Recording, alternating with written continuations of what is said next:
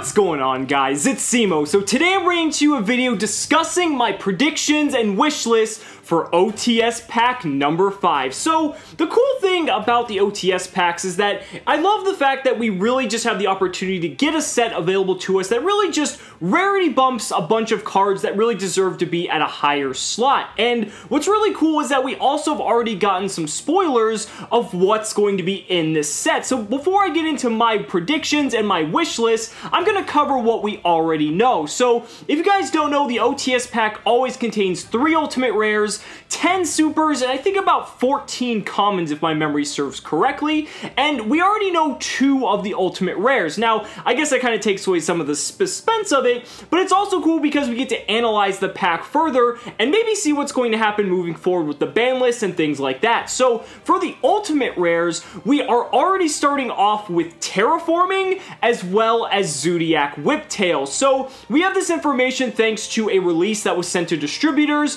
that basically says that on the OTS 5-pack release, it's going to have these cards, as well as a couple others that will go into the super rare slot a little bit later on. So yeah, we already know that, and I think that's fantastic. Terraforming is where I want to start with, because terraforming in my eyes is just one of the greatest cards ever because of the fact that field spells have had such a massive resurgence back into the game. I can think of no other better generic spell than terraforming that really deserves to have this ultimate rare slot, and it's going to look absolutely beautiful in so many different decks. I mean, you've got cards like Magical Meltdown, you've got Union Hanger, Dragon's Ravine's going to be making a comeback, funny enough, an ABC of all decks. You've got Dragonic Diagram. Like, there's so many different incredibly powerful field spells that really, I honestly think a lot of us believe that terraforming should deserve this slot. Now, Zodiac Whiptail I find rather interesting because a lot of us are feeling that when the ban list comes and, you know, hopefully shakes up the format,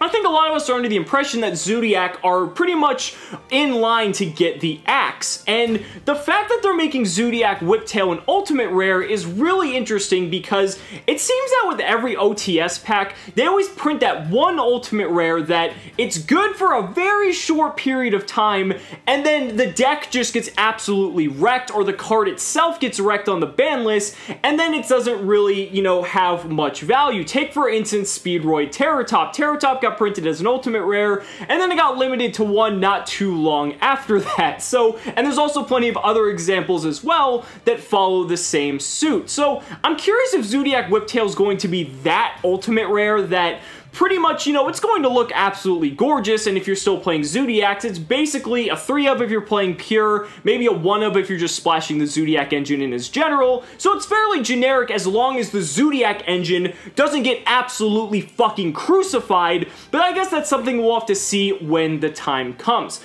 So we already know 2 of the 3, so I want to kind of give my predictions for what the third one is going to be. And in my view, a lot of the time when we have the OTS pack, we always seem to get one monster that's an extra deck monster. Sometimes we don't, but the trend seems to be we usually get like one generic good monster, one extra deck monster, and then one spell or trap. So if we're going to go by the logic that it's going to be an extra deck monster, I honestly think Abyss Dweller is the perfect candidate to get the ultimate rare bump. It's really odd to me that Abyss Dweller hasn't really had any rarity bump other than super rare and gold rare, but this card has essentially been relevant since Abyss Rising's release because of Mermails, because of ABC, because of True Kings and True Dracos, and Burning Abyss, and any single strategy that's been reliant on the graveyard. Abyss Dweller has been the ultimate go-to rank 4. Look, when Norden was still around, people were making 2200 attack Dwellers for days,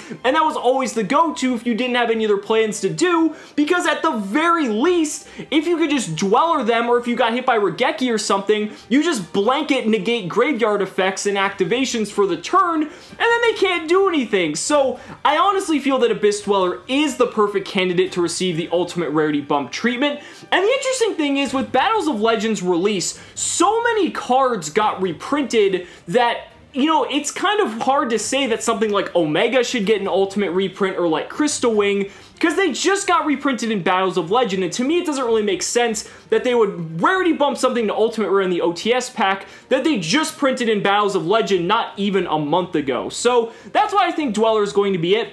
There is the possibility, though, it is going to be something else entirely, so I think my backup option is actually going to be Ghost Ogre and Snow Rabbit, and the reason for that is because this hand trap is pretty much the hand trap of the format, aside from Max C. It hits so many powerful cards, you're seeing it basically run in 3-ofs in every single deck moving forward, and out of all the other hand traps, you know, Ash Blossom's really good, but Ash Blossom just came out, so I don't really think that that is a likely candidate. They usually pick cards that are a little bit older, or have had a lot more time to settle in the meta. I think Ghost Ogre is pretty much the perfect candidate in this instance. Max C received the Ultimate Rare treatment, you know, a while back, so it isn't unlikely that they would make another hand trap an Ultimate Rare as well. So those are my two picks for the Ultimate Rares. Now moving on to the Super Rares, we already have quite a few of these that have been spoiled. Now remember, there's only 10, but I believe we have 4 so far that are known. And those 4 are Fairy Tail Snow, Dogeron the Mad Flame Kaiju, Disciples of the True Draco, as well as True Draco Apocalypse. Now, I think Fairy Tail Snow is definitely deserving of a spot. We all thought Snow should have gotten it last time, which is really fair because Snow is absolutely absurd. It would have made more sense when 60-card decks were still relevant, but honestly, it's better late than never, I suppose. Then Dogeron, you know, they've had a trend of putting Kaijus, one in every single pack the last few packs, and I think Dogeron's really good because Dinosaurs are having a massive surgence in the game right now, and yeah, you could argue like Jizukiru or something because of Interrupted Kaiju Slumber, but I think purely on the fact that Dinosaurs are a meta-relevant deck, it makes the most sense for Dogeron to get that slot. And then you've got True Draco Apocalypse and the Disciples of the True Draco as well, and that's really cool because these were just purely commons for the True Draco deck, but now they're going to be super rares, so basically everything in that archetype is pretty much rounded off in terms of having some sort of foiling. But now moving on, what are the other 6 super rare cards going to be? Well, for one thing, whether or not Zodiac does get the axe, I definitely think cards like Zodiac Borbo, Zodiac Ram, and Zodiac Hammer Kong deserve the super rare treatment, just purely on their notoriety of being so prevalent in the format. I mean, these are pretty much cards you have to include if you're playing any sort of Zodiac build or splashing a Zodiac engine, then I really feel that these cards deserve something better than a common or a rare slot, especially Ram. Ram is so abusable with stuff like Dragonic Diagram and a myriad of different cards that I feel Ram at the very least should get that super slot. But then we move on to some other cards, and looking, I did mention Dinosaurs earlier, I think Dinosaurs have a few slots that have room for hollowing out as well. Let's take Baby Sarasaurus. Baby Sarasaurus is either a common or a Duelist League rare, which are incredibly expensive, and there's no other printing of the card in general. So I feel a Super Baby Sarasaurus would be really cool because that's just the combo enabler for the deck. You know, being able to pop it with all these different cards, it makes perfect sense to me that that card should not be a common since it's not a once per turn effect, it's so abusable, and just does so much for that dinosaur deck. But in that same line of thinking, Fossil Dig is also a card that comes in a Duelist League rare as well as common, so I think that should deserve a super rare printing as well. And also Miscellaneousaurus. Miscellaneousaurus just is insane. Being able to negate effects, you get to special summon stuff off of it, it's an 1800 body, it's a dinosaur fire, it's such a powerful card that, again, I think it's a travesty that that card only came in common, so that's a very good candidate there as well. Now moving on, I think that another good set of cards would be Unizombie and Mizuki for a couple reasons. First of all, we got Unizombie as a common in the last OTS pack, and that's just absolute shit. This card is absolutely incredible, and especially now that we're going to have a zombie ritual-focused archetype in Vendreads that's going to be released and debuting in Code of the Duelist, I really don't think there's a better opportunity than to hollow out some of these zombie support cards than there would be now. Unizombie as well as Mizuki. Mizuki does have a secret rare foiling, but other than that, it comes in, I believe, gold rare and maybe like in common or something like that. So getting a super rare printing of that I think would be really cool, especially since Mizuki's, especially the secret rares and the higher rarity printings, are on the rise due to the Vendread hype. But to me, it makes perfect sense that if you're releasing a new zombie archetype, why not reprint some of the zombie cards at higher rarity like they deserve to be? Also, since Minerva just got reprinted in Battles of Legend as well, you know, Lightsworn and zombies do meld together quite well, so I think that's a natural fit. And then last but not least, I want to cover a couple cards that, you know, they're kind of just all-around generic, semi-generic cards that I definitely feel should be printed in super rare. Starting off with Artifact Lancia.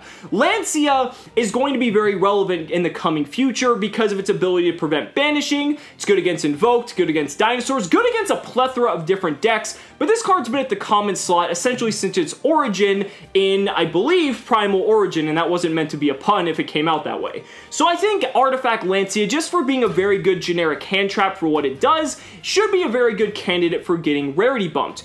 Then there's also High Speedroid Chanbara. Now there's not many instances of a card getting a lower rarity in an OTS pack. There are a few, stuff like Ignite Reload and things like that, and I think Chanbara is actually a very good candidate for this as well, because right now that card is absurdly expensive purely due to the fact of the dinosaur deck being good, and I really think that that's a card that should and deserves to have a lower rarity printing because it's only had one, and just to make it more accessible for everyone else. Then there's Set Rotation because it's just a generic good card all around. Lost Wind solely on the fact that, again, another good generic trap, as well as Forbidden Apocrypha. This card had so much use and so much utility across the format with Wrecking Zodiac, and it's only a common, so I think it's only fair that that card gets a super rare printing as well. But guys, let me know down in the comments what your guys' top picks are for what you guys want to see rarity bumped in OTS Pack 5. I'd really love to hear your thoughts, because this is just such a great time, you know, getting this really nice shiny cardboard, especially for some of your favorite decks,